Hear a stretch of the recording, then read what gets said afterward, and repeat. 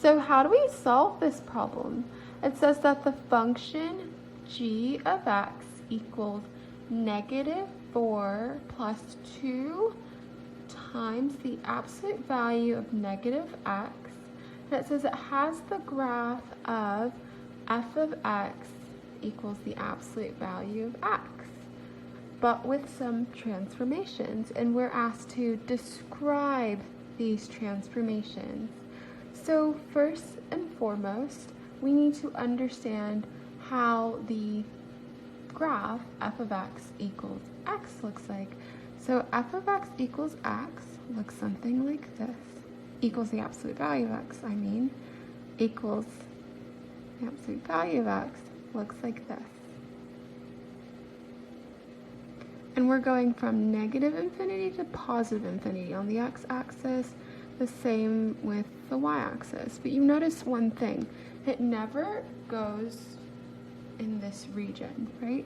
Y is never negative, and that's because the absolute value of any number is always going to be positive, right?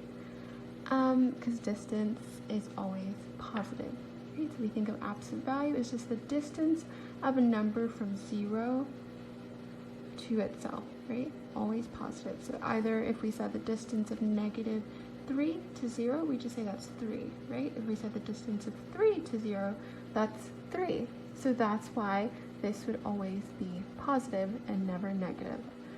But in this case, we have a little bit of transformations, right? Because we have a function g of x, and we need to understand what these different transformations will do. So the first thing that we need to do is look at all the different parts of this new function.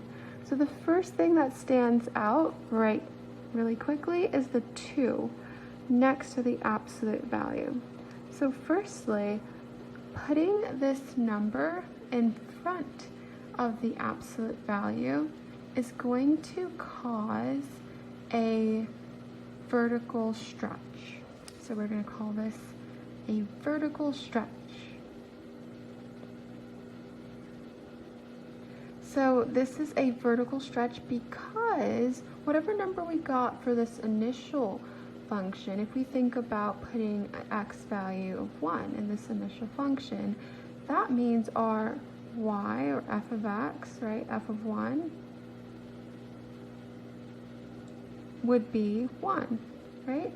But, okay, what about if we thought about putting a 2 in front of that? Okay, so if we put a 2 in front of that, if our x was 1, then our y, or our f of x, or our output, would be 2. So it's not the same value again, right? It's scaled up 2 units. So we call this a vertical stretch of 2 units. Okay, so that's the first change that we see. The second thing is that we also see inside of this absolute value sign, we can see a minus sign next to the x. So what does that entail? What does that represent? So whenever you have a value being multiplied by x, we call that a horizontal stretch.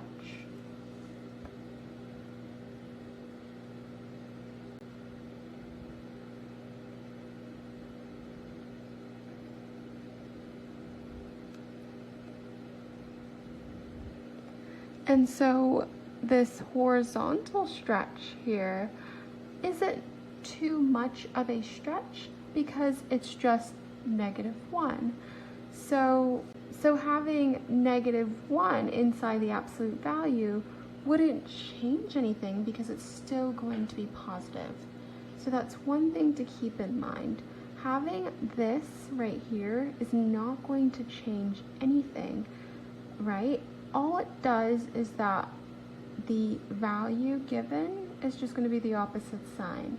So you can tell it doesn't actually change anything from this original function. So though it is considered to do some horizontal stretching, it actually, since it's just a value of 1, there's no way it's actually going to stretch. So we can kind of not consider that one. So though, yes, in the transformation function for absolute value, it is considered to be some sort of stretch. Since it's 1, it doesn't do anything. Okay, hope that makes sense. And then lastly, the -4 that's being added. So this -4 that's being added is considered to be a vertical shift.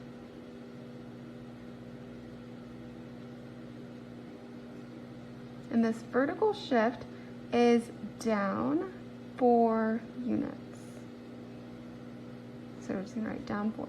So just like that, these are all the different transformations. So all in all, there are 2 transformations for our function here, g of x. And if we were to draw g of x would look something like so. So if we draw it over the original function, g of x should look more like this. So it would basically be at -4, because that's where it shifted down to. It would be much, much steeper because we had a vertical stretch, and it would look like that. It would not change, it wouldn't flip around, because having this does nothing to it. All right, that's it. For more help with anything math related, welcome to SavvyCle. Have a nice day.